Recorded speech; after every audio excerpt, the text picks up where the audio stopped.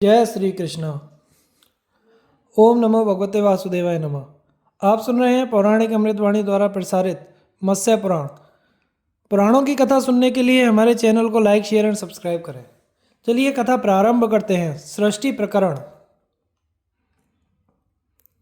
मनु ने कहा, लोकों के पितामह के अपने चार मुख बतलाए हैं, सो इनके ये चार मुख कैसे हो गए थे?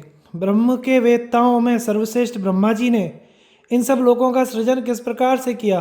कृपया कर आप हमको यह बतलाइए। भगवान मत्स्य ने कहा, देवों के पितामह ने सबसे प्रथम तो तपश्चर्या की थी। इसके अंतर सब वेदों का आविर्भाव हुआ था, जो अपने अंग, शास्त्र, उपांग तथा पद एवं क्रम से संयुक्त थे।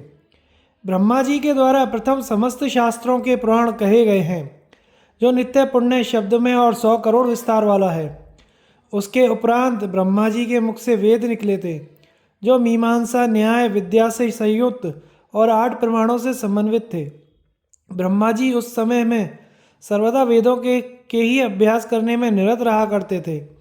ऐसी दशा में जब उनकी प्रजा के समुत्पन्न करने की कामना हुई, तो उनसे मानस सृष्टि समुत्पन्न हुई थी। क्योंकि सर्वप्रथम मन से ही सृजन हुआ था, इसलिए ये मानस समूभूत होने वाले कहलाए थे। सबसे पहले ब्रह्मा जी की मानस सृष्टि में मारीची महर्षि उत्पन्न हुए थे। उसके पश्चात भगवान अत्रि की उत्पत्ति हुई। फिर अंगिरा ऋषि और इनके पश्चात पुलस्त्य महर्षि का उद्भव हुआ। इसके अनंतर पुलह नाम वाले समुत्पन्न हुए और इनके पीछे क्रतु की समुत्पत्ति हुई। फिर प्रचेता और इसके पश्चात पुत्र वशिष्ठ ने जन्म ग्रहण किया था।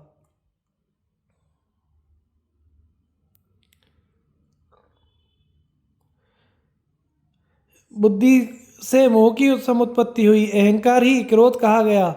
तो फिर यह बुद्धि नाम वाली क्या कही जाती है, अर्थात यह बुद्धि किस स्वरूप वाली है?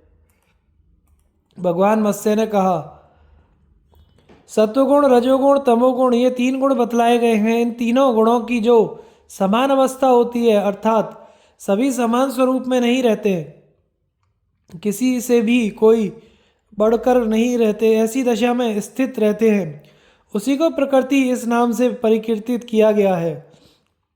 इसी प्रकृति को कुछ लोग प्रधान इस नाम से कहते हैं और दूसरे लोग इसी को अव्यक्त कहा करते हैं।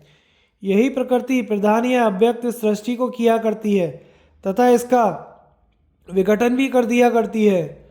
जब यही 3 गुण क्षोभ को प्राप्त होते हैं, तो इनसे 3 देव समुत्पन्न होकर 3 स्वरूपों में सामने आते हैं।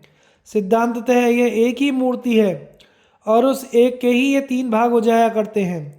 जो ब्रह्मा, विष्णु और महेश इन 3 शुभ नाम वाले होते हैं, वह विकारयुक्त प्रधान से महत्व समुत्पन्न होता है। इसकी महान यह ख्याति इसीलिए है कि यह सदा लोकों का होता है। मान के बढ़ाने वाले अहंकार महत्पन्न होते हैं। इसके पश्चात 5 ज्ञानेंद्रियां होती हैं, जिनके विषय में बतलाएंगे, तथा 5 अन्य कर्मेंद्रियां होती हैं। 5 ज्ञानेंद्रियों के नाम हैं श्रोत, त्वक, नेत्र, जिह्वा और नासिका। पायु, उपस्थ, हस्त, पाँव, नाक, ये 5 कर्मेंद्रियों के नाम हैं। यही दशा इंद्रियों का संग्रह है।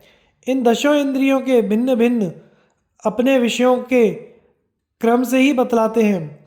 ज्ञानेंद्रियों के विषय शब्द, स्पर्श, रूप, रस और ग्रंथ हैं। कर्मेंद्रियों के विषय क्रमशः उत्सर्ग, उत्सर्म, आनंद, दान, गति, आलाप, ये इनकी क्रियाएं हैं। मन 11वीं और सर्वोपरि इंद्रिय है। इसमें कर्म और बुद्धि दोनों ही गुणों का समावेश होता है। इंद्रियों के अवयव बहुत ही सूक्ष्म होते हैं। मनीषीगण उसकी मूर्ति का समाश्रय ग्रहण करते हैं। इसी कारण से उसका शरीर तन्मात्रा कहा गया है। शरीर के ही योग से यह जीवात्मा भी बुधों के द्वारा शरीरी कहा जाया करता है। पूजन करने की इच्छा से प्रेरणा प्राप्त हुआ मन सृष्टि किया करता है। यह आकाश शब्द तन्मात्रा से ही समुत्पन्न होता है और इस आकाश का शब्द ही विशेष गुण होता है। आकाश की विकृति से वायु की समुत्पत्ति होती है और इस वायु के शब्द और स्पर्श से ही यह विशेष गुण हुआ करता है। वायु के स्पर्श तन्मात्रा से शब्द गुण के स्वरूप वाला तेज प्रादुर्भूत हुआ करता है। इस तेज में शब्द के अतिरिक्त स्पर्श और रूप के भी दो गुण और होते हैं। ऐसे ही यह तीन गुणों वाला होता है। तेज के विकार से जल की उत्पत्ति होती है। इस जल में हे राजन चार गुण होते हैं। यह इसकी तन्मात्रा से समुद्भूत होता है, अतएव यह प्रातः इस गुण से समन्वित होता है। भूमि की तन्मात्रा से उत्पन्न होती है और इसमें रूप, रस, स्पर्श, शब्द, गंध ये पांच गुण होते हैं। प्राय यह गंध गुण वाली ही होती है और यही गरीयसी बुद्धि भी है। इनके द्वारा संपादित को यह पंच विषक पुरुष भोजता है। मुद्राओं के द्वारा वह जीवात्मा भी ईश्वर की इच्छा के वश में रहने वाला कहा जाता है। इस प्रकार से इस मानवीय शरीर में 26 तत्व युक्त यह षड्विशंक इस नाम से कहा जाया करता है। तत्वों की संख्या के स्वरूप वाला होने ही से कपिल आदि के द्वारा यह सांख्य दर्शन या शास्त्र कहा जाता है। वेदा ने इस जगत को एक तत्व के स्वरूप वाला समुत्पन्न किया है। लोक की सृष्टि के लिए सावित्री को अपने हृदय में करके ही प्रजापति स्थित होते हैं। इसके उपरांत भली भांति जब करते हुए उनके कलमश सहित शरीर का भेदन करके ही सावित्री प्रकट हुई थी। जिस प्रकार से कोई प्राकृत मनुष्य होता है, उसी भांति दिव्य 100 वर्ष तक के बहुत महान काल में उसका अर्थात सावित्री का मनुपुत्र उत्पन्न हुआ था। इसका स्वयंभुव मनु यह शुभ नाम प्रसिद्ध था। वह महान विराट था, ऐसा हमने सुना है। इसके रूप गुण सामान्य से वह अधिपुरुष कहा जाता है। जहाँ पर वे बहुत से संचित व्रत वाले वैराज समुत्पन्न हुए थे तथा दूसरे 7 महाभाग वाले स्वयं बाबू थे। स्वार्चिष आदि ये सब ब्रह्मा के ही तुल्य स्वरूप वाले थे। उसी तरह औत्तमी प्रमुख भी थे, अर्थात जिनमें औत्तमी प्रधान था, वे भी जिनमें आप इस समय 7वें होते हैं। मत्स्य भगवान ने कहा, परम धीमान स्वयंभू मनु ने अति दुश्चर तपश्चर्या करके परम रूप लावण्यवती अनंती नाम वाली पत्नी बनाई थी। महाराज मनु ने उस अपनी पत्नी में प्रियवत और उत्तानपाद 2 पुत्र समुत्पन्न किए थे। धर्म की एक अति चतुर सुनता नाम वाली भामिनी थी। उसने जो मन्यर्गमन करने वाली थी, उत्तानपाद से पुत्रों की प्राप्ति की थी। उन पुत्रों के नाम अपश्यति, अपश्यंत, कीर्तिमान और ध्रुव ये थे। प्रजापति उत्तानपाद ने अपनी पत्नी सुनुता में इनको जन्म ग्रहण कराया था। उनमें से जो ध्रुव नाम वाला पुत्र था, उसने प्राचीन काल में 3 सहस्त्र वर्ष तक तपस्या की थी। फिर उसने इसी तप के फलस्वरूप ब्रह्मा जी के वरदान से परम दिव्य और चल स्थान प्राप्त किया था। उसी ध्रुव को अपने आगे करके सप्तऋषिगण स्थित रहा करते हैं। धन्या नाम धारणी मनु की कन्या ने ध्रुव से शिष्ट को जन्म दिया था। शिष्टात्मा अन्नी को कन्या सुच्छाया ने सुतों को समुत्पन्न किया था। कृप, रिपु, जय, वत, ब्रक, तेजस, चक्षुप ब्रह्मदोहित्री में और वह रिपुंजय वीरणी में उत्पन्न हुए थे। वीरणी की आत्मजा में मनु ने चक्षु को प्रसूता किया था और वैराज की कन्या नड़बला में सचाक्षुप मनु ने कलमश से रहित महान शूरवीर 10 पुत्रों को जन्म ग्रहण कराया था। उन 10 के नाम हैं उहु, पुरु, शतद्युम्न, तपस्वी, सत्यवाक, हवि, अग्निष्ठे, अतिरात्र, मुच्छुन्न, अपराजित, अभिमन्यु 10 था, जो नड़बला से उत्पन्न हुआ था। उरु से षडांगनियों ने सुंदर प्रभा वाले पुत्रों को उत्पन्न किया था। उन पुत्रों के नाम अग्नि, सुमन, ख्याति, कृतु, अंगिरा ये थे। पितृकन्या जिसका शुभ नाम सुनीता था, अंग से बेन को जन्म दिया था। राजा बेन बहुत ही अधिक अन्यायी हुआ था, अतः विप्रों ने उसको शाप देकर फिर उसके शरीर का मंथन किया। उसके हाथ से मंथन करने पर पृथु नाम वाला महान तेजस्वी का जन्म हुआ था। उस मृत्यु ने भी 2 पुत्रों को प्रसूत किया था। इसने शिखंडिनी में अंतर्ध्यान और मारीच नाम वाले पुत्रों को उत्पन्न किया था। घिषणा षडांगेय ने हविर्दान से सुतों को प्रसूत किया था, जिनके नाम प्राचीन वरीय, सांग, यम, शुक्र, बल और शुभ थे। प्राचीन वरीय भगवान एक महान प्रजापति हुए। उसने हविर्दान बहुत सी प्रजाएं संप्रवर्तित की थी। प्रभु ने सवर्णा और सामुद्री में 10 सुतों को जन्म प्रदान किया था। ये सभी प्रचेतस नाम से प्रसिद्ध हुए थे। उनके तप में सुरक्षित वृक्ष लोक में सब लोग सुशोभित हुए थे। हे रविनंदन, देवों के आदेश से अग्नि ने उनको जला दिया था। मारिशा इस शुभ नाम से प्रसिद्ध उसकी पत्नी हुई थी। उनसे एक अज्ञेय अर्थात परमोत्तम दक्ष नाम वाले पुत्र को उसने प्रसूत किया था। दक्ष के अनंतर सभी और बहुत से वृक्ष और औषधियाँ सोमकत्या ने समुत्पन्न की थी तथा नंदी चंद्रवती को भी जन्म दिया था। सोम के अंश उस के भी 80 करोड़ हुए थे। उनका विस्तार बताएंगे। जो लोक में सुप्रतिष्ठित हुआ था, कुछ 2 पद वाले, कुछ बहुपद वाले नर हुए थे। बलिमुख, शंकुकर्ण तथा कर्ण प्रावरण, कुछ अश्व और रीछ के मुख वाले तथा कुछ सिंह के समान मुख वाले हुए थे। कतिपय कुत्ता, शूकर के तुल्य मुख वाले, कुछ ऊंट के समान मुख वाले हुए थे। उस धर्मात्मा ने अनेकों मलेच्छों को भी जन्म दिया था। उस दक्ष ने मन से सृजन करके पीछे स्त्रियों को जन्म दिया। उसने उनमें से 10 तो धर्म को दी, 13 कश्यप को प्रदान की थी और 27 नक्षत्र संज्ञा वाली सोम को दी थी। उन्हीं स्त्रियों से देव, असुर, मनुष्य प्रवृत्ति का यह संपूर्ण जगत हुआ था। दक्ष प्रजापति से मैथुनी सृष्टि। ऋषियों ने कहा, हे सूत जी, अब कृपया करके देवों की, दानवों की, गंधर्व, ओरोग और राक्षसों की जो उत्पत्ति हुई थी उसको यथारूप से विस्तार पूर्वक बतलाइए। सूत जी ने कहा, आरंभ में तो केवल मन के संकल्प से, दर्शन से और स्पर्श से ही पूर्व पुरुषों की सृष्टि कही गई है। प्राचेतस दश के बाद में ही मैथुन से होने वाली सृष्टि हुई थी। स्वयंभू प्रभु ने पहले दक्ष को आज्ञा प्रदान की थी कि प्रजा का सृजन करो। हे द्विजगण, आदिकाल में जिस प्रकार से सृजन किया था उसका आप लोग अब श्रवण करो। जिस समय में देव, ऋषि और पन्नगों का उसने सृजन किया था तो उससे लोक में कोई भी वृद्धि नहीं हुई थी। तब उस प्रजापति दक्ष ने 5 जनी में मैथुन के योग से सहस्त्र पुत्रों को जन्म ग्रहण कराया था। विविध भांति की प्रजा की सृष्टि करने की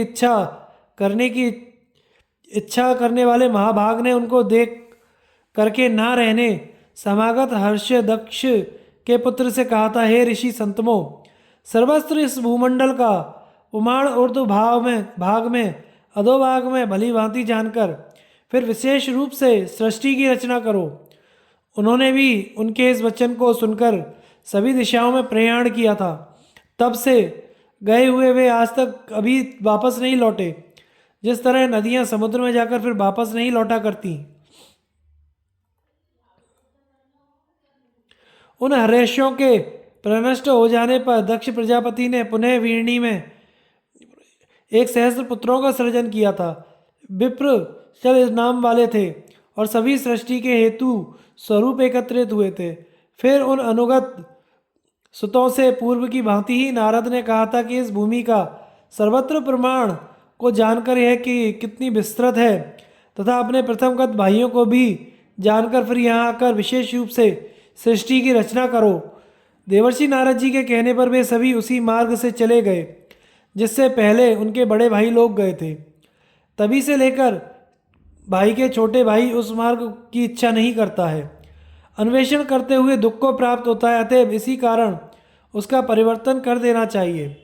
इसके अनंत उनके भी विनष्ट हो जाने पर प्रजापति प्राचेतस दक्ष ने नैरणी में 60 कन्याओं का सृजन किया, अर्थात उनको जन्म दिया। उन्हीं 60 कन्याओं में से दक्ष ने 10 कन्याएं धर्म को दी, 13 कश्यप ऋषि को प्रदान की, 27 सोम को प्रदान की, 4 अरिष्टि नेमि को दी। उनके नाम विस्तार पूर्वक बतलाए जाते हैं। अब आप लोग उन देवों की माताओं के परम शुभ नामों का तथा आदि से प्रजा के विस्तार का श्रवण करो। धर्म को जो कन्याएं दी गई थी उन धर्म की पत्नियों के नाम मरुत्वती, वसूर्यामी, लंबा, भानु, अरुंधति, संकल्पा, मुहूर्ता, सांध्या, विश्वा और भामिनी ये थे। ये सब धर्म की पत्नियां समाख्यात हुई थीं। अब उन दशों पत्नियों के उदर से जो पुत्र समुत्पन्न हुए थे उनको भी जान लो। विश्वा से विश्वदेवा पुत्र हुए और सांध्या ने सांध्यों को जन्म दिया था। मरुद्वती ने मरुत्वायों को जन्म ग्रहण कराया था और वसु से वसुगण उत्पन्न हुए थे। भानु से भानुगण और उसी भांति मुहूर्ता में मुहूर्त को जन्म दिया था। लंबा नाम की पत्नी में भोष नाम वाले पुत्र उत्पन्न हुए तथा यामी से जन्म लेने वाले नागवी थे। अरुंधति में पृथ्वी तत्व संभूत का जन्म हुआ। संकल्पा से संकल्प समुत्पन्न हुआ था। अग वसु की सृष्टि का ज्ञान प्राप्त कर लो। ज्योति श्मान जो देव व्यापक हैं और सभी दिशाओं में हैं वे ही वसुगण के नाम से समाख्यात हुए। अब हमसे जो सृष्टि हुई है उसको भी आप लोग समझ लो। आप अर्थात जल, ध्रुव, सोम, धर, अनल, अनिल, प्रत्युष, प्रभास ये 8 वसुगण कीर्तित किए गए हैं।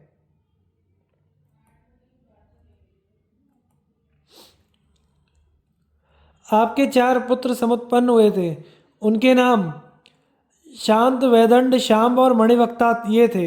ये सब यज्ञों की रक्षा करने के अधिकारी हुए। ध्रुव का पुत्र काल हुआ तथा सोम से वर्षा नामक पुत्र हुआ था। धर के द्रविड़ और हव्यवाह नाम वाले 2 पुत्र हुए। इसके पश्चात कल्याणिनी में प्राण, रमण और शिशुर हुए। हरि की सुता ने धर से मनोहर सुतों की प्राप्ति की। शिवा, मनोजन और अविज्ञात गति नामों वाले ही पुत्रों को अनल से जन्म दिया था जो प्राय अग्नि के समान ही गुणों वाले हुए। अग्निपुत्र और कुमार शरस्तंभ में समुत्पन्न हुए थे। उसके पृष्ठज शाक, विशाख और नैगमे उत्पन्न हुए। कृत्तिकाओं की जो संतान थी वही कार्तिकेय इस नाम से कहा गया है। प्रत्युष ऋषि का जो पुत्र था उसका नाम यिभु था। इसके पश्चात देवल विश्वकर्मा प्रभास का पुत्र हुआ था जो शिल्पी प्रजापति था। प्रासाद, उद्यान, प्रतिमा और भूषण आदि में तथा तड़ाग आदाय कूपों में वह अमरवर्धकी कहा गया है। अज, एकपाद, आदि, बुंधे, विरूपाक्ष, रैवत, हर, बहुरू, त्र्यंबक, सुरेश्वर, सावित्र, जयंत, पिनाकी, अराजित ये रुद्र समाख्यात हुए हैं। 11 गणेश्वर हुए हैं। ये मानस त्रिशूल के धारण करने वाले हैं। इनकी संख्या 84 करोड़ है। इनके पुत्र तो अक्षय माने गए हैं। ये गणेश्वर सभी दिशाओं में रक्षा का काम किया करते हैं। पुत्र, पौत्र और ये सुत सभी सुर भी गर्भ से संभूत होने वाले हैं।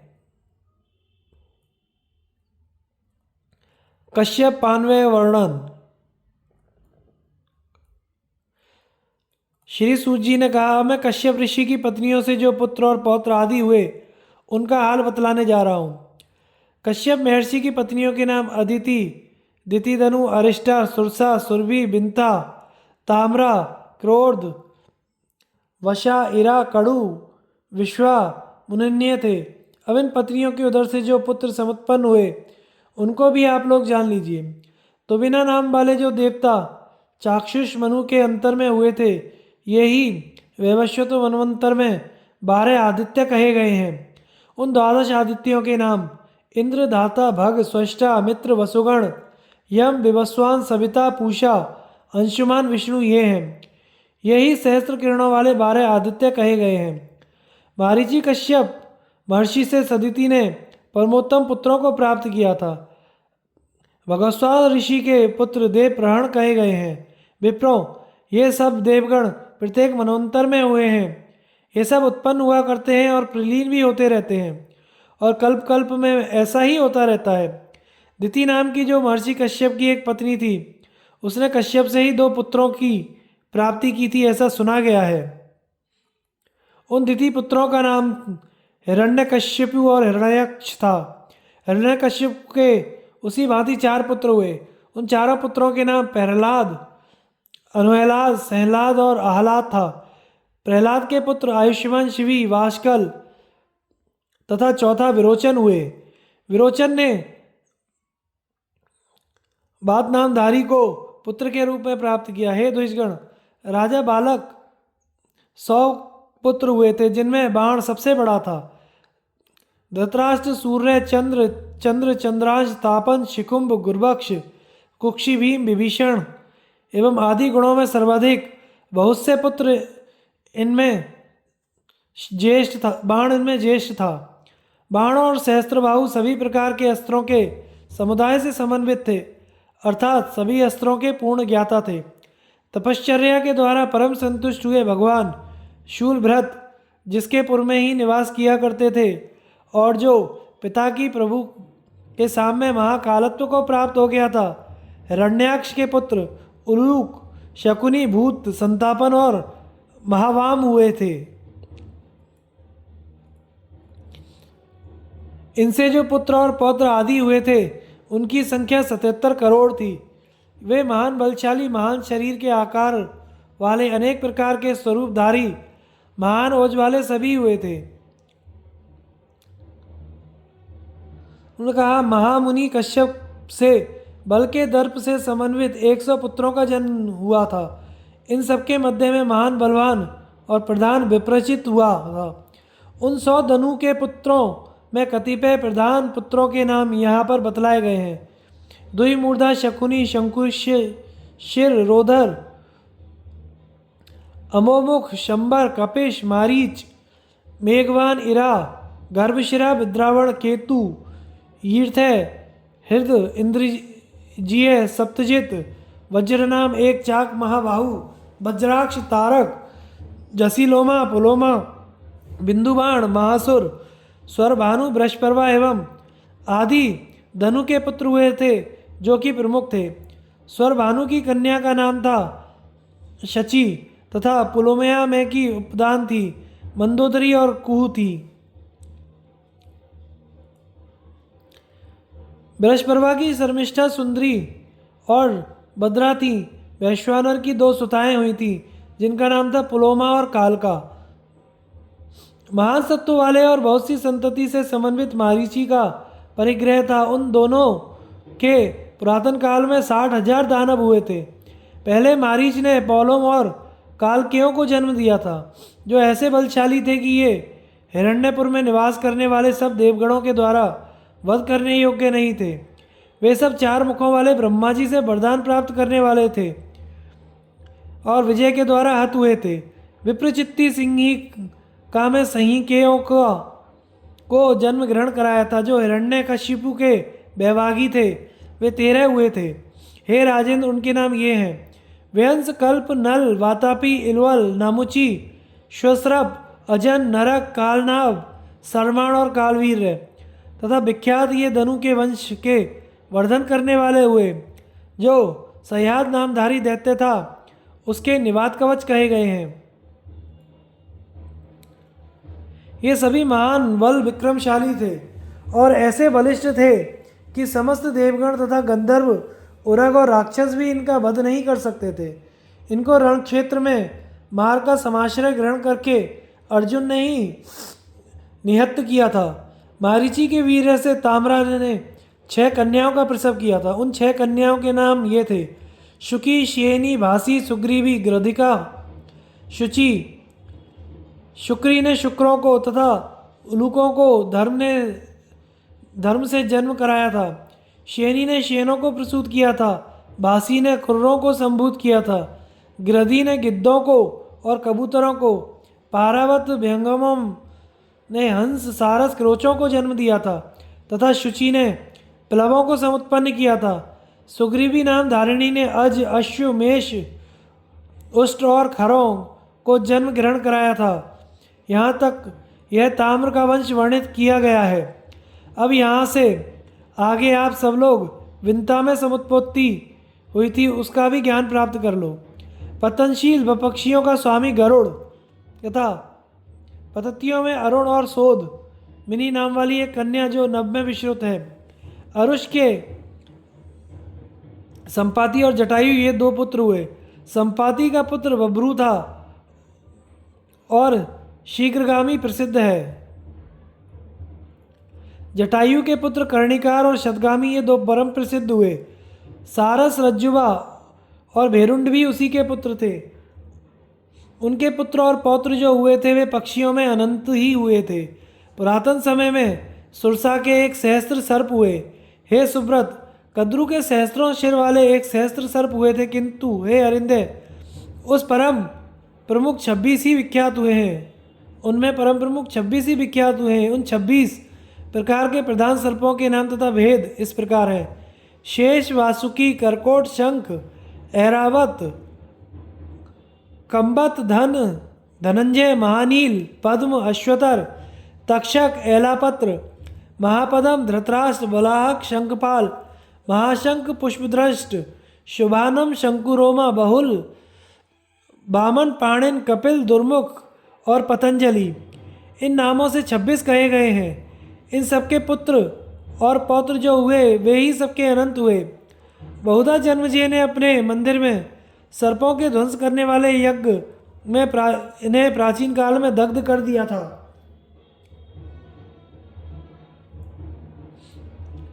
क्रोधवशा नाम वाली पत्नी ने अपने नाम वाले राक्षसों के गण को जन्म दिया। दाढ़ वाले उनमें उनकी संख्या में नियुक्त ही हुए थे, किंतु भीमसेन से उनका क्षय हो गया था। उसी भांति सुरभिनाभ धारणी कश्यप की पत्नी से, कश्यप ऋषि से ही रुद्रों के गण, गौ, भैंस और वरांगनाओं का जन्म संयत व्रत वाली होकर दिया था। मुनि नाम की पत्नी ने मुनियों के गण तथा अप्सराओं के गण को उत्पन्न किया था। अरिष्टा पत्नी ने बहु के किन्नरों और गंधर्वों को समुत्पन्न किया था। इरा ने सभी वृक्ष, तृण, लता और गुल्मों को जन्म दिया था। विश्वा नाम वाली कश्यप की पत्नी ने करोड़ों ही यक्षों और राक्षसों को उत्पन्न किया था। इसके अनंतर दिति ने कश्यप जी से गर्भ धारण कर 49 मरुदगणों को प्रसूत किया था, जो परम धर्मज्ञ थे और सभी देवताओं के परम प्रिय थे। अधिपत्याभिषेचन। ऋषिगण ने कहा, हे सूत जी, आपने यह आदि सर्ग तो बड़े ही विस्तार के साथ वर्णित कर दिया। अब इनके प्रत्येक सर्ग में जिनके जो अधिक हुए हैं उनका भी वर्णन हमको बतलाने की कृपा करें। महामुनीन्द्र श्री सूत जी ने कहा, जिस समय में संपूर्ण राज्य में इस धरित्री में राजा पृथु अधीप का अभिषेक हुआ था, उसी समय ये समस्त औषधियों का तथा यज्ञ व्रत करने वाले तपों का अधिप चंद्रमा को बनाया गया था। नक्षत्र, तारा, द्विज, वृक्ष, गुल्म, लता, वितान का रुक्म, गर्भ को अधिप नियुक्त किया था। संपूर्ण जलों को अधीश वरुण बनाया गया था। उसी भांति समस्त प्रकार के घनों को और तथा राजाओं का स्वामी, सभी धनों का तथा राजाओं का स्वामी कुबेर को बनाया गया था। रवियों का सबका अधिप विष्णु और समस्त वस्तुओं का लोकाधिपति अग्निदेव को किया गया था तथा प्रजापतियों का प्रधान अधिप दक्ष को तथा मरुतों का स्वामी इंद्र को बनाया गया था। दैत्याधिपों का तथा दानवों का स्वामी प्रहलाद को किया गया था और सब पितृगणों का अधीश यम को नियुक्त किया गया था। पिशाच, राक्षस, पशु, भूत, यक्ष, बेताल, इन सब का राजा भगवान शूलपाणी को बनाया गया था। समस्त गिरियों का अधिपति प्रलय गिरी को बनाया गया था, हिमालय को, तथा सब सरसरित नदियों का अधीश्वर समुद्र को नियुक्त किया गया था। गंधर्व, विद्याधर और किन्नरों का स्वामी चित्ररथ को बनाया गया था।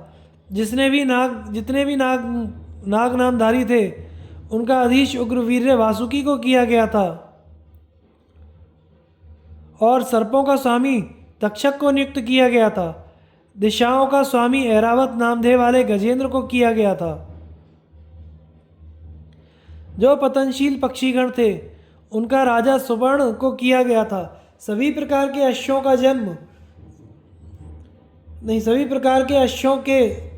अश्वों का राजा उच्चश्रवा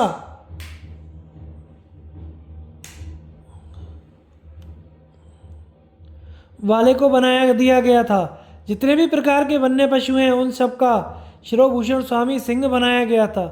गौ जाति का अधिक वृषभ को और संपूर्ण वनस्पतियों का अधीश वृक्ष को बनाया गया था। पितामह ने सबसे पूर्व इनको अभिषेक किया, फिर उन्होंने ही इन समस्त दिशाओं के अधिनाथों को अभिषिक्त किया। पूर्व दिशा में दिक्पाल सुधर्मा नाम वाले को बनाया गया जो अराती केतु हैं। इसके अनंतर दक्षिण दिशा का पालक अधीश्वर शंकुपद अभिज्ञान वाले सर्वेश्वर को बनाया गया। फिर भुवनांड गर्भ ने सकेतुमान ईश को दिगीश किया था। प्रजापति ने उत्तर दिशा का दिक्पाल स्वामी देव हिरण्य रोमा को बनाया था। ये सब दिक्पाल परम पुरातन समय में नियुक्त किए गए थे, किंतु वे तभी से आज तक सभी दिशाओं के अधीश्वर शत्रुओं का दाह करते हुए इस भूमंडल की रक्षा कर रहे हैं। इन चारों के द्वारा पृथु नाम वाला राजा सर्वप्रथम पृथ्वी में अभिषिक्त किया गया था। जब चाश्रुष नाम वाला मनवंतर समाप्त हो गया और वैवस्वत नाम वाला मनवंतर प्रवृत्त हो गया, उस समय में इस चराचर संपूर्ण विश्व का सूर्यांत्रय वंश के चिन्ह वाला प्रजापति हुआ था। मनवंतर वर्णन।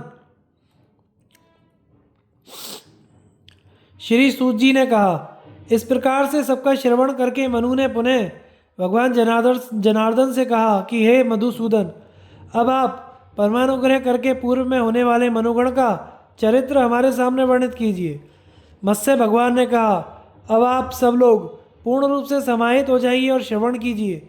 मैं संपूर्ण मनवंतर और मनुष्यों के चरित्र तथा उनके काल का प्रमाण सभी कुछ बतलाता हूँ। हे मार्तंड नंदन, एक निश्चित चित्त वाले और परम प्रशांत और आत्मा वाले होकर आप सुनिए। पहले परम पुरातन समय में यामा नाम वाले स्वयं बाबू मनवंतर में देवता हुए थे। मारीची आदि पूर्व में यही सप्तऋषि हुए थे।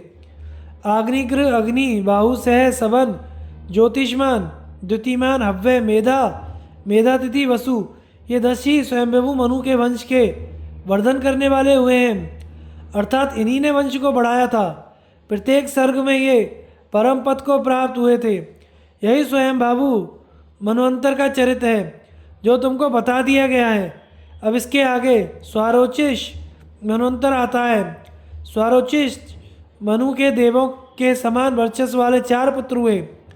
उनके शुभ नाम है नभ, नमस्य, प्रसरति, भानु। ये सभी कीर्ति की वृद्धि करने वाले थे। स्वारोचिष मनवंतर में हत, निश्चयवन, स्तंभ, प्राण, कश्यप और बृहस्पति, यही 7 सप्तऋषि कहे गए हैं। स्वारोचिष गवंतर में देवता तो तुषित नाम वाले ही थे। हवीन्द्र, सुहत, मूर्ति, अप्रज्योति, अयसमय, ये 7 वशिष्ठ ऋषि के ही पुत्र उस समय प्रजापति कहे गए हैं। यह दूसरा जो स्वारोचित नाम वाला मनवंतर था उसका भी वर्णन कर दिया है। इससे आगे तीसरा मनवंतर का वर्णन करते हैं। इसके समय में औतमी नाम वाले मनु ने 10 पुत्रों को जन्म ग्रहण कराया था। उन 10 पुत्रों के नाम ये हैं: ईश, ऊर्ज, तर्ज, शुचि, शुक्र, मधु, माधव, नमस्य, नभा और सह। इनमें कन्यान जो था वह उदार और कीर्तिवर्धन था। औतमीय मनवंतर में मानने वाला देवगण थे और ऊर्ज सप्तर्षि हुए थे। करकुसुंडी, दलवय, शंगड़, प्रवण, शिवी, सिद्ध, सस्मित, यही 7 योग की वृद्धि करने वाले थे। 3 मनवंतरों का वर्णन किया जा चुका है। अब चौथे मनवंतर को बतलाया जाता है जिसका तामस नाम प्रसिद्ध है। कवि, प्रथ, अग्नि, अकपि, कपि, अल्प और धीमान, यही इन नाम वाले 7 मुनिगण और साध्य नाम वाले देवगण इस तामस मनवंतर में हुए थे। तामस मनु के भी 10 पुत्र हुए थे जो सभी वंश का वर्धन करने वाले हैं। उनका नाम है अकलमप, धन्वी, तपोमूल, तपोधन, तपोरति, तपस्य, तपोधुति, परंतप, तपोभागी, तपोयोगी, ये हैं। ये सदा धर्म के आचार में ही रति रखने वाले थे। इसके अनंतर अब उसी प्रकार पंचमनु, रेवत नाम बालक के अंतर आप लोग श्रवण कीजिए। इस 5वें मनवंतर में इंद्रबाहु, सुबाहु, पर्जन्य मुनि, हिरण्य रोमा, सप्ताश्च ये 7 सप्तर्षि कहे गए हैं। देवता आभूत रजस हुए थे तथा प्रकृतियां शुभ थीं। अरुण तत्वदर्शी, धृतिमान, हव्यवान, कवि युक्त, निरुत्सुक, सत्व, निर्मोह, प्रकाशक इन नामों वाले धर्म तथा वीर बल से समन्वित रहवत मनु के 10 पुत्र समुत्पन्न हुए थे। भृगु, सुदामा, विरजा, सहिष्णु, नाद, विवस्वान, अतिनामा ये 6वें मनवंतर में दूसरे सप्तर्षिगण थे। चाक्षुष मनवंतर में लेखा नाम वाले देवता हुए जो पूर्णतया परिश्रुत हैं। चाक्षुष मनवंतर में देवों की 5 योनियां बतलाई गई हैं। ऋभ, ऋभाद्य, वारिमूल और दिवोकरण ये उनके नाम हैं। उसी प्रकार से चाक्षुष मनु के रुरु प्रभृति वंश पुत्र समुत्पन्न हुए थे, जिनका वर्णन मैंने स्वयंभुव के वंश में पहले ही कर दिया था। इसके अनंतर मैंने यह चाक्षुष मनवंतर परिकीर्तित किया है। अब 7वां मनवंतर बतलाते हैं, जिसको वैवस्वत मनवंतर कहा जाता है। इस मनवंतर में अत्रि, वशिष्ठ, कश्यप, गौतम, भरद्वाज तथा प्रतापवान योगी विश्वामित्र और जय हानि ये 7 इस वर्तमान समय में 7 महर्षि हैं। ये सब धर्म की व्यवस्था करके परम पद को चले जाते हैं। इस मनवंतर में साध्य, विश्वदेवा, रुद्र, मरुदगण, वसुगण, अश्विनी कुमार, आदित्य, सुर ये उसी भांति 7 देवगण कहे गए हैं। इस वैवस्वत मनु के इक्ष्वाकु जिनमें प्रमुख थे, ऐसे 10 पुत्र इस भूमंडल में बताए गए हैं। इस रीति से सभी मनवंतरों में 7 ही महर्षि हुए हैं। ये सब महर्षि इसीलिए हुआ करते हैं कि अपने अपने मनवंतर में धर्म की ठीक व्यवस्था कर देवें। इसके उपरांत ये सप्तऋषि परम पद को चले जाया करते हैं। अब भावी मनु सावर्ण का अंतर भी हम बतला दिया देते हैं। इस भावी मनवंतर में भी उसी भांति 7 महर्षियों का गण होगा। अश्वत्थामा, शरद्वान, कौशिक, गालब, शतानंद, कश्यप और राम ये 7 ऋषि कहे गए हैं। इस मनु के भी 10 पुत्र हैं। उनके नाम धृति, वरियन, यवस, सुवर्ण, वृष्टि, चरिष्णु, इव्य, सुमति, वसु, शुक्र जो महान वीर्य वाला है। ये आगे होने वाले सावर्णी मनु के 10 पुत्र होंगे, जिनके नाम यहाँ कीर्तित कर दिए गए हैं। इसके अतिरिक्त रौच्य प्रवृत्ति अन्य भी मनु बतलाए गए हैं। रुचि नामधारी प्रजापति का पुत्र रौच्य नाम वाला होगा। इसी प्रकार भविष्य में भूति की पुत्र एक भौत्य नाम वाला भी मनु होगा। इनके पश्चात ब्रह्मा का पुत्र मेरु सावर्णी अनु बताया गया है। ऋत, धृत, धामा, विश्व सेना भी मनु कहे गए हैं, जो सभी आगे समागत समय में ही होंगे। जो मनु जब तक हो चुके हैं वे अतीत मनवंतर और जो अब यहाँ से आने वाले मनु हैं उन सबको परिकीर्तित कर दिया गया है। नराधिप इन मनुओं के द्वारा 6 कम 1 सहस्र युगों का समय व्याप्त होता है। ये सभी मनु अपने अपने अंतर में संपूर्ण चराचर विश्व का समुत्पान करके नवकल्प का क्षय होता है। उस समय में कल्प की गिनी वृत्ति में ब्रह्मा के साथ ही यह मुच्यमान हो जाया करते हैं। इसी प्रकार से ये सब 1 सहस्र युगों के अंत में बारंबार विनष्ट हो जाया करते हैं। द्विजगण ब्रह्मा आदि सभी विष्णु भगवान के सायुज्य में गए हुए चले जाएंगे। पृथ्वी दोहन महर्षिगण ने कहा, यह सुना जाता है कि पहले बहुत से भूपालों ने इस पृथ्वी का भोग किया था। इस पृथ्वी के नाम से राजाओं को इसका अधिप या भोग करने वाले होने से पार्थिव कहा गया है। पृथ्वी का जो यह नाम हुआ वह किसके योग से पड़ा है? भूमि की यह संज्ञा पृथ्वी किस लिए हुई है और क्या परिभाषण करने वाली है, अर्थात इससे क्या बतलाया जाता है? इस धरणी का गौ यह भी नाम कहा जाता है और यह नाम भी परम विख्यात है। यह इनका नाम किस कारण से पड़ा है, यह कृपया करके आप हमको बतला दीजिए। सूत जी ने कहा, स्वयंभुव मनु के वंश में अंग नाम वाला प्रजापति हुआ। उसने मृत्यु की दुहिता सुमुर्मुखा से परिणय किया था। उसका सुनीता नाम था और पहले वेन नाम का सुत था। यह वेन सर्वदा अधर्मी किया करता रहता था और महान बलवान वसुधा का स्वामी था। यह लोक में भी अधर्म करने वाला हुआ था तथा पराई भार्या का अपहरण करने वाला था। जगत के धर्माचार की सिद्धि के लिए महर्षियों के द्वारा इसको अनुनीत भी किया गया था। तो भी जिस समय में अनुज्ञा नहीं दी गई तो ऋषिगण ने शाप देकर उसके द्वारा इसका हनन कर दिया गया। फिर वे अराजकता के भय से अर्धित हो गए थे। कालमस से रहित ब्राह्मणों ने बलपूर्वक उसकी देह का मंथन किया। मंथन की हुई उसकी काया से मलेच्छ जाति वाले लोग नियतित हुए।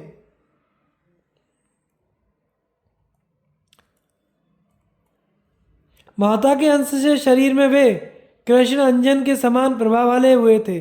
पिता के अंश के द्वारा जो धर्मचारी था वह धार्मिक हुआ। दाहिने हाथ से धनुष सर के सहित गदाधारी समुत्पन्न हुआ था। उस समुद्भव व्यक्ति के शरीर का परम दिव्य तेज था। उसका वह दिव्य तेज पूर्ण शरीर रत्न जटित कवच और अंगनों से विभूषित था।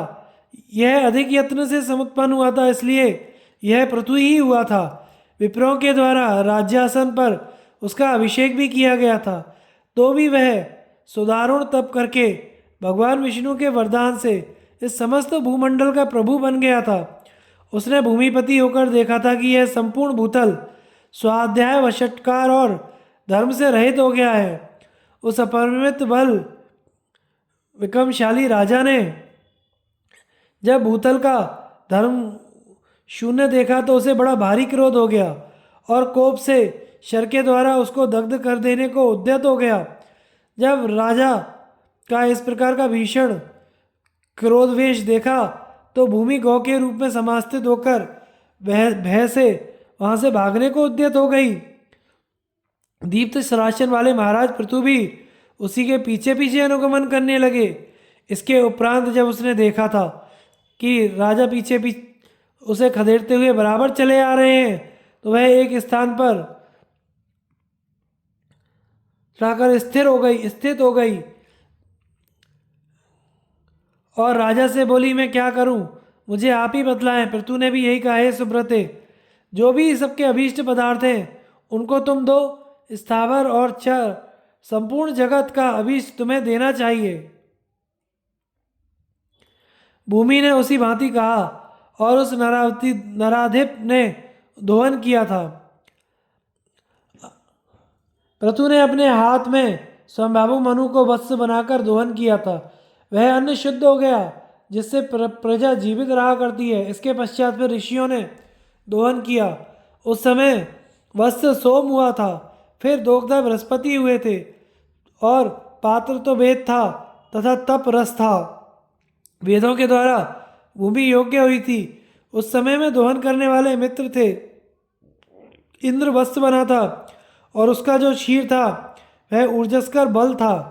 देवों का जो पात्र था वह स्वर्ण में अर्थात स्वर्ण का था और पितृगण का पात्र राजत अर्थात चांदी का था।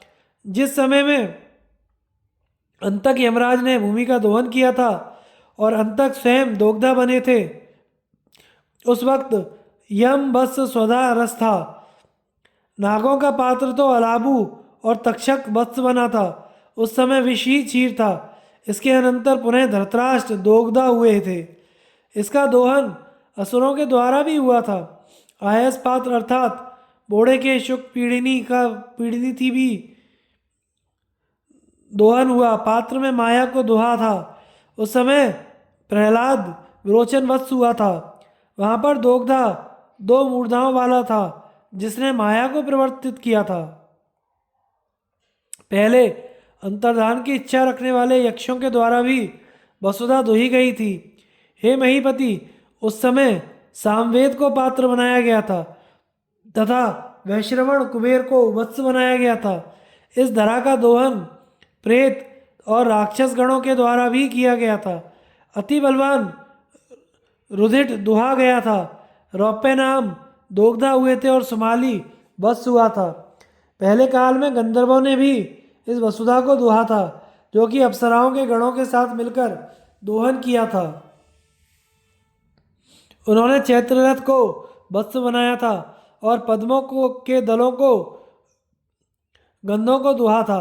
वररुचि नाम वाला तो वसुधा को दोग्धा हुआ था, जो कि वररुचि नाट्य वेद का पारगामी धुरंधर विद्वान था। गिरियों के द्वारा इस वसुधा का दोहन किया गया था, जिसमें विविध भांति के रत्नों का दोहन हुआ था।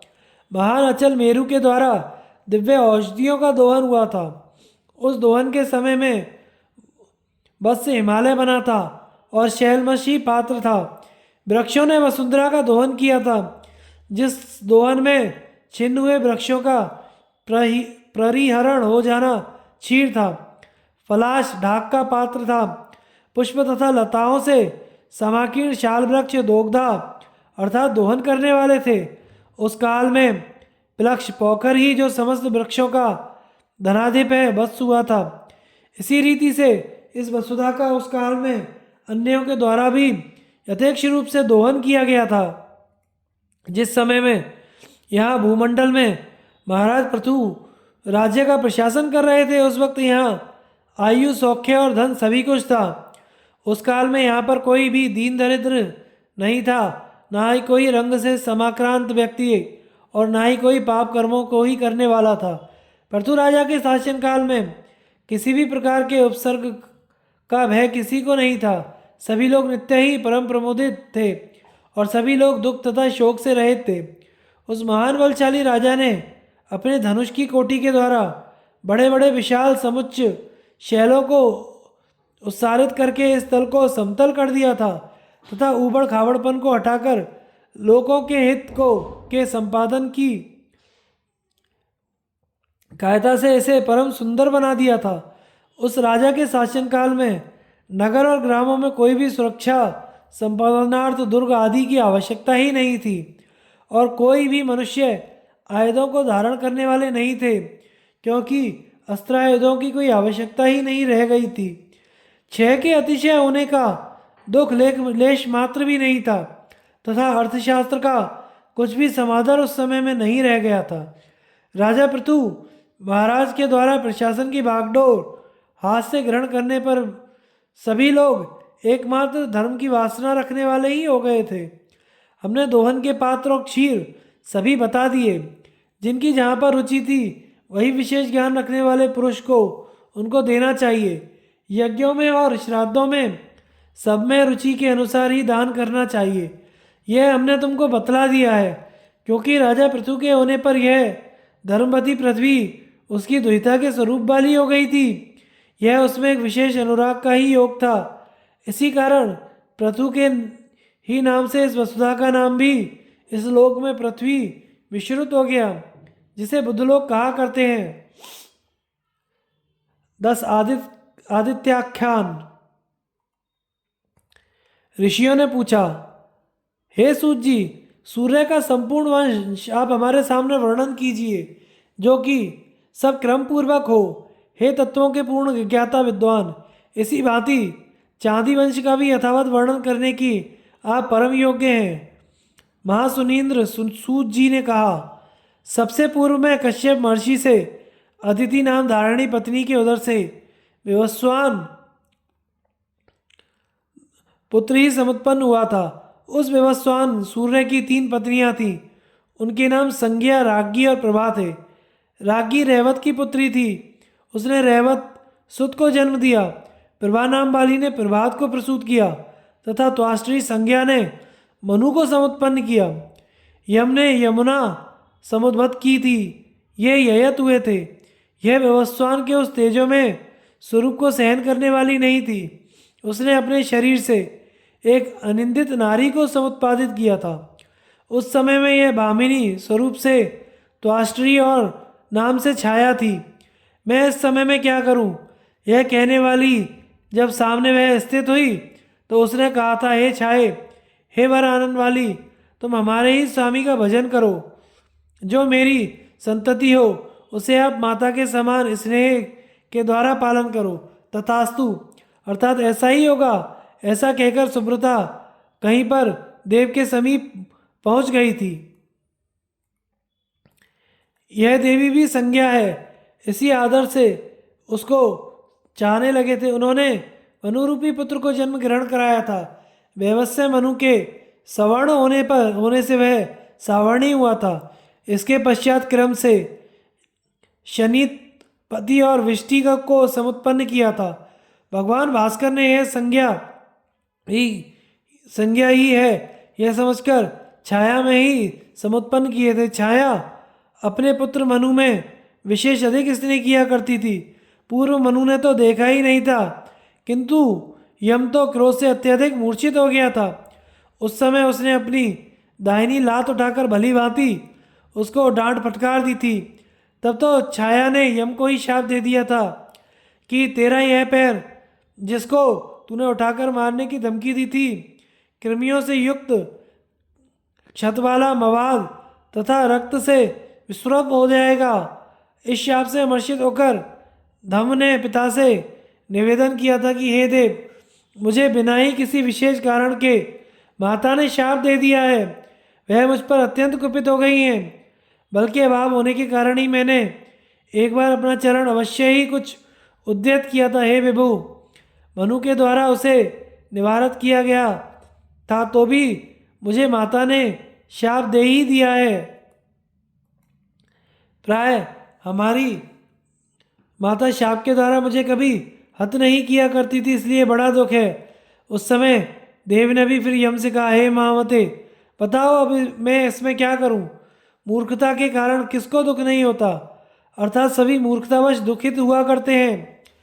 अथवा यह कर्मों की संतति ऐसी अनिवार्य होती है कि जो भी जैसा कर्म करता है उसको फल अवश्य ही भोगना पड़ता है। यह तो साक्षात भगवान भक्ति भोगनी पड़ती है, फिर अन्य साधारण जंतुओं की तो कथा ही क्या है। यह मैंने ककबक्कू दे दिया है जो कृमियों को खा जाएगा। हे वत्स, यह क्लेदन और रुधिर का भी अपनयन करेगा। इस प्रकार जब उनसे कहा गया तो उस महान यशस्वी यम ने तीव्र तपश्चर्या का तपन किया, और वह तपस्या भी फलपत्र और वायु का ही केवल अशन करके गोकर्ण नामक तीर्थ में की थी। अयुतायुत अर्शन 10,000 वर्ष पर्यंत भगवान महादेव का समाराधन किया था। तब तो इस उत्युग्र तप से महादेव परम संतुष्ट हो गए, और उसी समय में जटाधारी प्रभु ने वरदान दे दिए थे। महादेव ने कहा था, लोकपाल कथा हो जाएगी और पितृलोक में निर्पालय होगा। तुम्हारा कर्तव्य कर्म यही होगा कि संपूर्ण जगत का धर्म और अधर्म का आप ही परीक्षण किया करेंगे कि कौन कितना धर्मनिष्ठ है और कौन घोर पापात्मा है। आपके द्वारा यह निर्णय होने पर ही वह दुख दंड तथा स्वर्ग सुख का भोग किया करेगा। हे अनग, इस प्रकार से शूलपाणी के प्रसाद से वह यमलोकपाल हो गया और पितृगण के अधिपति होने का पद तथा धर्माधर्म का निर्णायक बन गया था। विवस्वान ने इसके अनंतर संज्ञा से उस कर्मों को चेष्टित का ज्ञान प्राप्त किया तो वह त्वष्टा के समीप आए, अत्यंत रोष वाले होकर कहा, हे द्विजोत्तम गण। इस पर त्वष्टा ने बहुत ही सांत्वना पूर्वक उससे निवेदन किया कि हे भगवान, यह बेचारी तुमको छिन्न कर देने वाले आपके ही इस तेज को सहन ना करती हुई बढ़वा के रूप में समस्थित होकर यहाँ मेरे समीप समायत हुई थी। हे दिवाकर, मैंने उसको निवारित किया था और आपने भी किया था, क्योंकि यह अविज्ञानता के कारण से यहाँ मेरे समीप आ गई थी। इस कारण से अब आप इस मेरे भवन में प्रवेश करने योग्य नहीं होती हैं। मेरे द्वारा इस प्रकार की कही गई वह आनंदिता मरुदेश को चली गई और बढ़वा का रूप धारण करके ही इस भूतल में संप्रतिष्ठित हो रही है। हे दिवाकर देव, यदि मैं आपके अनुग्रह का भागी हूँ तो अब आप मुझ पर अपने प्रसाद की वृष्टि कीजिए। अब मैं यंत्र में करके आपके इस अत्युल्य वर्ण उग्र तेज का भी अपनयन कर दूंगा। हे प्रभु, आपका मैं अब स्वरूप से ऐसा सुंदर बना दूंगा जो लोगों को आनंद करने वाला ही हो जाएगा। इस प्रकार से कहे गए उसको रवि के द्वारा भ्रमी में दिवाकर को कर दिया गया था। उस भ्रमी के द्वारा उसका जो उग्र तेज था उसको पृथक कर दिया था। उस पृथककृत तेज से भगवान विष्णु के सुदर्शन चक्र की रचना कर डाली थी। उग्र तेज से भगवान रुद्र के त्रिशूल की और इंद्रदेव के अधिक प्रभावशाली वज्र की रचना भी की गई थी। दैत्यों और दानवों के संहार करने वाले एक सहस्त्र किरणों वाले स्वरूप से समन्वित अप्रतिम रूप की रचना त्वष्टा ने कर दी थी, और जो महत पैरों से रहित था। फिर वह रवि ने अपने पदों के रूप को देखने में भी असमर्थ हो गए थे। उसकी अर्चाओं में भी कोई भी कहीं पर उनके पादों को समर्चितम ना किया करे। यदि कोई सूर्य के पादों का समर्चन किया भी करता है तो वह परम निंदित और घोर वापष्टी गति को प्राप्त हुआ करता है। ऐसा करने वाले पुरुष इस लोक में परम दुख से संयुक्त होते हैं और कुष्ठ जैसे महान घोर रोग की प्राप्ति किया करते हैं। इसी कारण से जो कोई भी धर्म और काम का अर्थी हो उसे चित्रों में तथा आयतनों में भी कहीं पर भी धीमान के देवों भी देव पादों की रचना ना करे और ना करावे। इसके पश्चात यह भगवान अमरों का अधिक भूलोकों में गए और केवल मुख रूपी दिवाकर ने कामार्थ होकर कामना की अश्व के रूप से युक्त होकर महान तेज से समावृत थे। जो शंका थी वह जो संज्ञा थी वह वैसे अत्यंत विफल होती हुई मन से अत्यंत क्षोभ को प्राप्त हो गई। इस पर इस शंका से नासा के उंडा से ही उत्सर्जित किया गया था, किंतु इसके अनंतर उनके वीर्य से अश्विनी कुमार समुत्पन्न हुए, यह निश्चित है। नासिका के अग्रभाग से नासत्य दस्त्र सुत रूप से समुद्भुत हुए थे। बहुत ही अधिक समय के पश्चात यह जानकर देव को परम संतोष हुआ कि वह मुदान्वित होती हुई पति के ही साथ विमान के द्वारा स्वर्ग को गई। सावर्ण मनु भी अधिक तपोधन आज भी मेरु पर्वत में विद्वान है।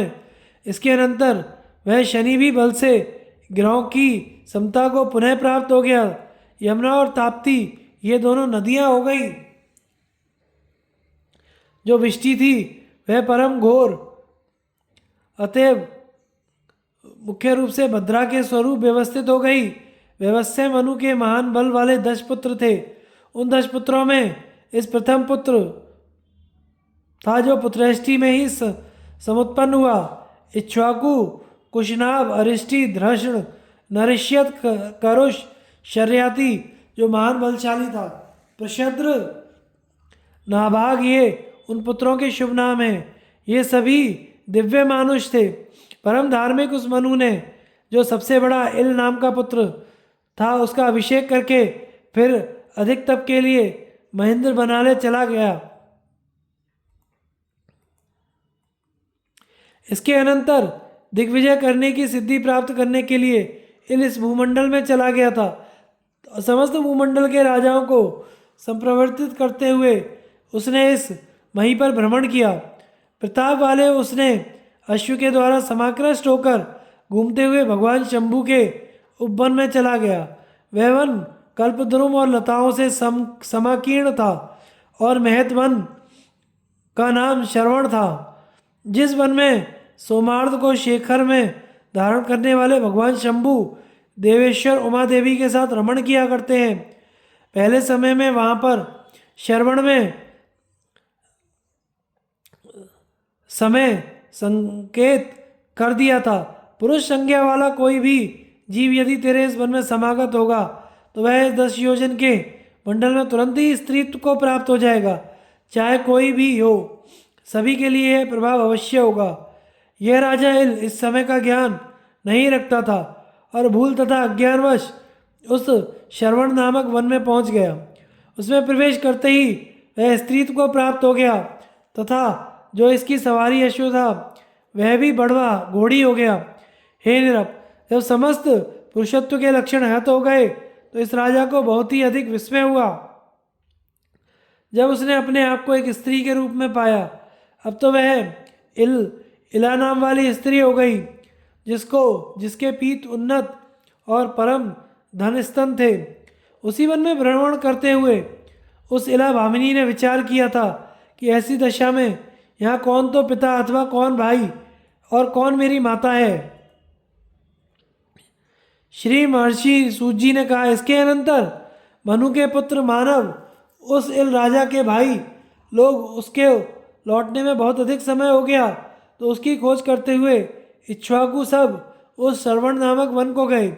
इसके अनंतर जैसे ही ये उस वन के समीप तक ही पहुँचे थे, उन्होंने सामने स्थित बड़ को देखा, जो रत्न के पर्याय रत्न जड़ित किरणों से परम दीप्त शरीर वाली थी और अति उत्तम थी।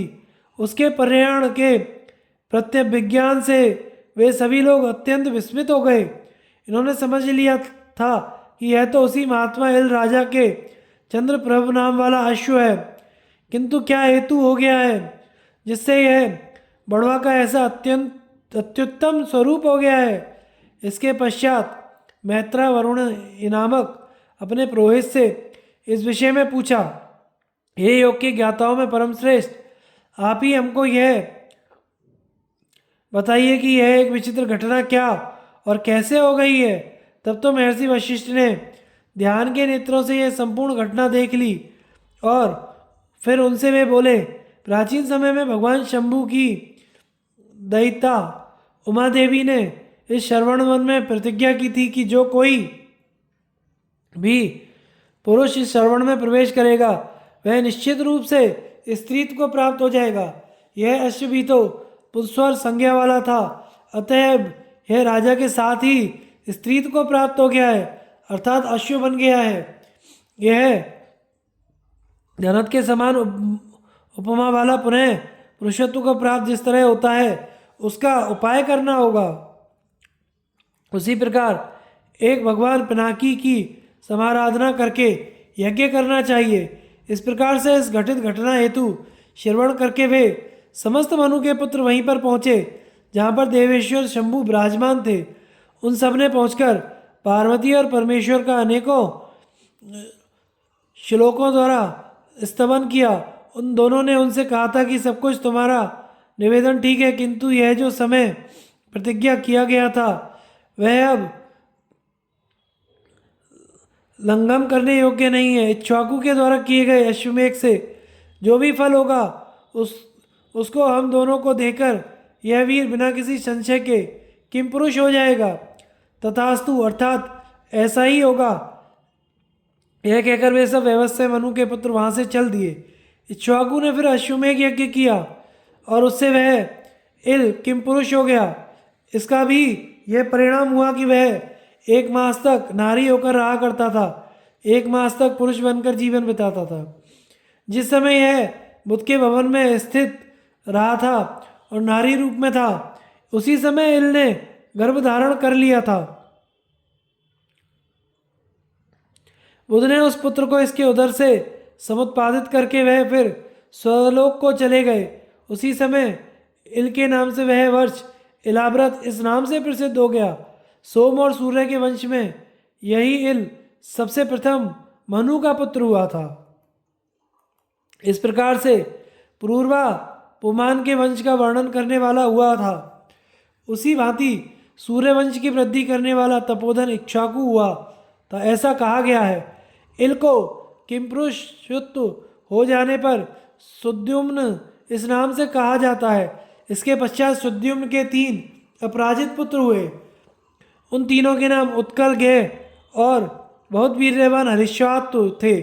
उत्कल की उत्कला नाम वाली गया की गयापुरी मानी गई है। हरिद्वास की गुरुओं के साथ पूर्व विदित विश्रुत हुई थी। उसने प्रतिष्ठान में पूर्वा पुत्र का अभिषेक किया था। वह दिव्य फलों वाले इलाव्रत वर्ष का उपभोग करने के लिए चला गया था। ज्येष्ठ दाया जो इक्ष्वाकु था उसने मध्य देश को प्राप्त किया था। नारिष्यंत का शुच नाम वाला महान बल वाला पुत्र प्रसूत हुआ था। नाभाग का पुत्र अश्वरीश हुआ था और धृष्ट के 3 पुत्र हुए थे। उन तीनों के नाम धृष्टकेतु, चित्रनाथ और तीसरा वीर्यवान रणधृष्ट थे। क्षति का पुत्र आनर्त नाम वाला उत्पन्न हुआ था तथा सुकन्या नाम धारिणी एक पुत्री हुई थी।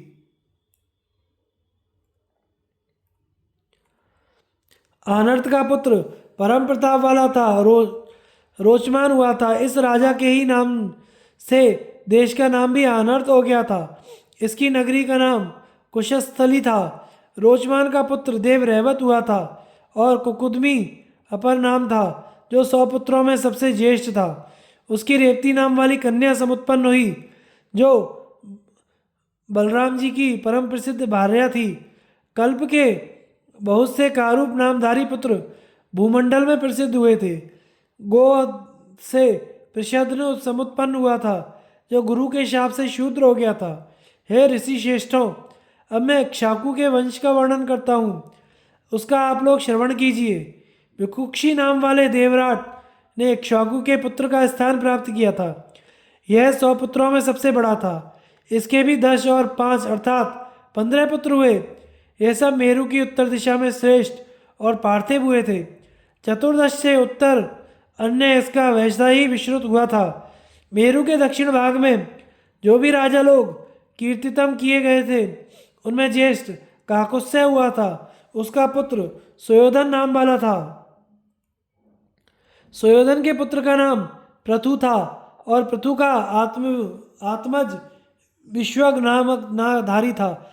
इसके पुत्र का नाम इंदु था और इंदु का सूत्र युवनाश हुआ।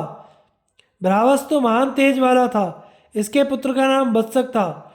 हे द्विजगुणों, इसी ने गौड़ देश में श्रावस्ती नाम वाली पुरी का निर्माण किया था। श्रीवत्स से बृहदस्यु ने जन्म प्राप्त किया था। इसके पुत्र का नाम कुबलाशु हुआ तथा यह धुंधुमारता को प्राप्त हो गया था, क्योंकि पहले धुंधु नामधारी का हनन किया था। इसके 3 सुतों ने जन्म ग्रहण किया। उनका नाम दृढ़ाशु और दंड थे। तीसरे का नाम कपिलाशु था, जो प्रताप वाला धौंधु मारी के नाम से विख्यात हुआ। दृढ़ाशु का प्रमोद और प्रमोद का हर्यश्व पुत्र हुआ। हर्यश्व का निकुंभ सुत हुआ। फिर इसका पुत्र सहनशास्तु हुआ। सहनशास्तु के अक्रताव और अरुणाशु, ये 2 सुत हुए। अरुणाशु का पुत्र युवनाशु हुआ तथा फिर इसके मानदाता नाम वाले पुत्र ने जन्म ग्रहण किया। मानदाता के पुत्र का नाम पुरुकुसु था। अधर्मसेन पार्थिव भी हुआ था एवं मुचुकुंद परम विख्यात हुआ था और प्रतापधारी शत्रुजित भी हुआ था। ऐसे ये 4 पुत्र उत्पन्न हुए थे। पुत्र कस्सु का पुत्र वसूत हुआ, जो नर्मदापति था। इसका सुत संभूति था तथा संभूति से विश्रवा ने जन्म ग्रहण किया। संभूति से त्रिधनुआ ने जन्म ग्रहण किया। त्रिधनुआ के पुत्र का नाम त्रय्यण कहा गया है। इससे सत्यव्रत और सत्यव्रत के पुत्र का नाम सत्यरथ था। इस सत्यरथ के ही पुत्र का नाम हरिश्चंद्र हुआ, जिसका पुत्र रोहित हुआ। रोहित से विरक का जन्म हुआ और विरक के पुत्र का नाम बाहु था। इस बाहु के सुत का नाम राजा सगर हुआ, जो परम धार्मिक महीपति हुआ था। इस महाराज सगर की 2 पत्नियां थीं। एक का नाम प्रभा और दूसरी का नाम भानुमति था। इन दोनों ही पत्नियों ने पहले पुत्र प्राप्ति की कामना से और अग्नि की समाराधना की थी और इनके समाराधन से परम संतुष्ट हो गया और उसने उन दोनों को यथेष्ट उत्तम वरदान दे दिया। उनमें से एक तो 60,000 और दूसरी एक पुत्र करे, जो वंश की वृद्धि करने वाला हो। उस समय प्रभा ने बहुत से पुत्रों की प्राप्ति को ही ग्रहण किया था। भानुमति नाम धारिणी सगर की भार्या ने एक ही सुत प्राप्त किया था, जिसका नाम अपमंजम था। इसके अनंतर गायत्री प्रभा ने 60 सहस्त्र पुत्रों को प्रसूत किया था। ये 60,000 पुत्र हुए थे। इन्होंने अश्वमेघ के घोड़े की खोज करने में भूमि का खनन किया था और खनन करते हुए ही ये विष्णु के द्वारा दग्ध कर दिए गए थे। असमंजस का पुत्र अंशुमान नाम से प्रसिद्ध हुआ। इसके पुत्र का नाम दिलीप था। दिलीप नामधारी राजा से ही भागीरथ ने जन्म प्राप्त किया, जिसने परबहुमु तपश्चर्या करके भागीरथी गंगा का अवतरण कराया था। भागीरथ के पुत्र का नाम नाभाग था, जो परम प्रसिद्ध हुआ। नाभाग का पुत्र अम्बरीश और इसके पुत्र सिंधुदीप हुआ। सिंधुदीप का पुत्र अयुतायु हुआ था और इसके पुत्र का नाम ऋतुवर्ण था। ऋतुवर्ण का कलमाशपाद और इसका सुत सर्वकर्मा नामधारी हुआ। सर्वकर्मा का अनरण्य हुआ और इसके पुत्र का नाम निघ्न हुआ। इस निघ्न के दो पुत्रों ने जो प्रसव प्राप्त किया था, एक का नाम अनमित्र था, दूसरा रघु निरप हुआ। अनमित्र जो था वह वन में चला गया था, अतः रघु ने ही राज्यासन ग्रहण किया था। राजा रघु के पुत्र का नाम दिलीप हुआ। इस दिलीप का पुत्र अज हुआ। अज से दीर्घवाह ने जन्म ग्रहण किया। इसके अनंतर अजपाल निरप हुआ। इस अजपाल से महाराज दशरथ ने जन्म ग्रहण किया था। जिन महाराज दशरथ के 4 पुत्र हुए, ये चारों ही पुत्र नारायण स्वरूप थे, जिनमें श्री रामचंद्र सबसे बड़े पुत्र थे। यह रावण का अंत करने वाले तथा रघुकुल के वंश की वृद्धि करने वाले हुए हैं। महर्षि प्रवर वाल्मीकि ने जो भार्गव श्रेष्ठ थे, उनके चरित्र का निर्माण ग्रंथाकार में किया है। महाराज श्री राम के पुत्र कुश और लव, ये 2 हुए जो इक्ष्वाकु कुल के वर्णन करने वाले हुए। कुश से अतिथि ने जन्म ग्रहण किया था और इसके आत्मज नाम का पुत्र हुआ था। इस निषद से नैषद नल हुआ था और नल से नव ने जन्म लिया। नव से पुंडरीक सुत हुआ था। इसके पश्चात क्षेम धनवा ने जन्म लिया। इस क्षेम धनवा का पुत्र वीर एवं प्रताप वाला देवानीक हुआ था। इसका पुत्र अहीन, इसके सुत का नाम सहस्त्राश्व था। इसके उपरांत चंद्रायलोक हुआ। फिर इसका सुत तारापीठ समुत्पन्न हुआ। इस तारापीठ का सूत्र चंद्रगिरी हुआ और चंद्रगिरी से भानुचंद्र ने जन्म ग्रहण किया। इसके पुत्र का नाम श्रुतायु हुआ, जो भारत में निपातित कर दिया गया। कश्यप से संभूत वंश में 2 ही नल विख्यात हुए। एक वीरसेन का सुत, उसी की भांति नराधिप नैषद प्रसिद्ध था। इस प्रकार से व्यवस्था के वंश में भूरी दक्षिणा वाले राजा लोग हुए। प्रधानतया ये सब राजा लोग गण इक्ष्वाकु वंश से उत्सव प्रकटित हुए हैं।